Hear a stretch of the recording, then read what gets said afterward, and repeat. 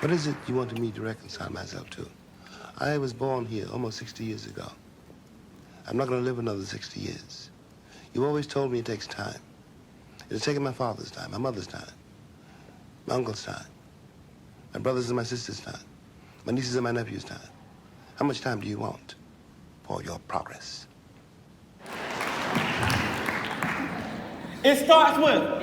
All right, this side over here, give me some energy. It starts with. All right, this side, do it way better than them. It starts with. Everybody, it starts with.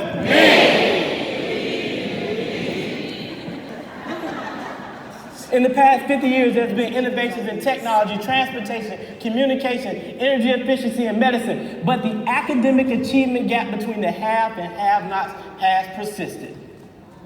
But we say we care about all of our students.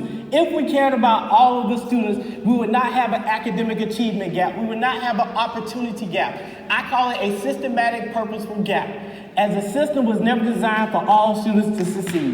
Now that you all in the room know this, the question is, what are you going to do about it? First, it starts with improving core instruction. Every student deserves a high-quality mathematics experience. If a large portion of your students are not succeeding in interventions, you don't have an intervention problem, you got a core instruction problem.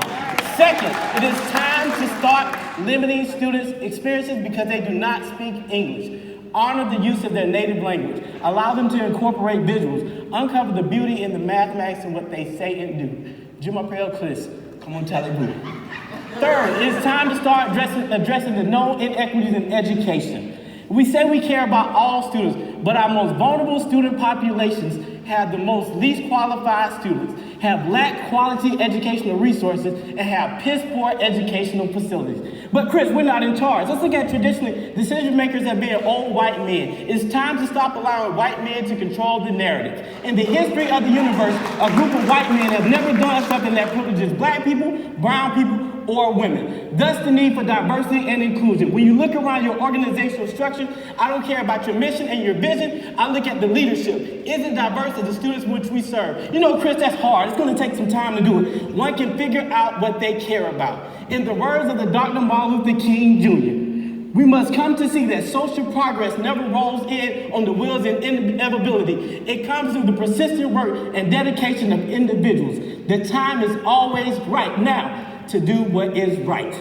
It starts with, when you think about it, starts with me, everyone in here plays a pivotal role. No matter where you stand, you play a role in bringing about maximum impact. It's not about an individual, it's how do we work together collectively to bring about change. Stop looking outside the window. It's time to start looking in the mirror. What do you see? Do you see someone who is self-centered, or do you see someone who cares about helping others? When you see someone who cares about helping others, you believe you can use mathematics as a catalyst for change. That's not the way you're supposed to do it, Dad. They want us to do it. I don't know that way. Why would they change math? Math is math. Math is math.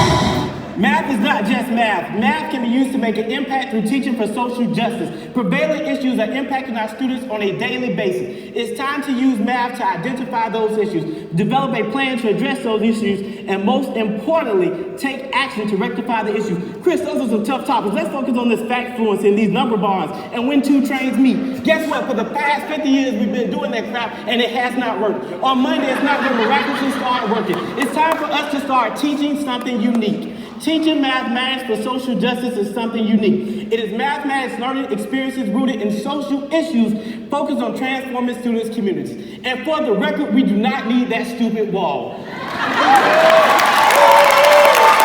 Our students' futures are at stake. It does not matter if our students are here legally or illegally because it is all stolen ground.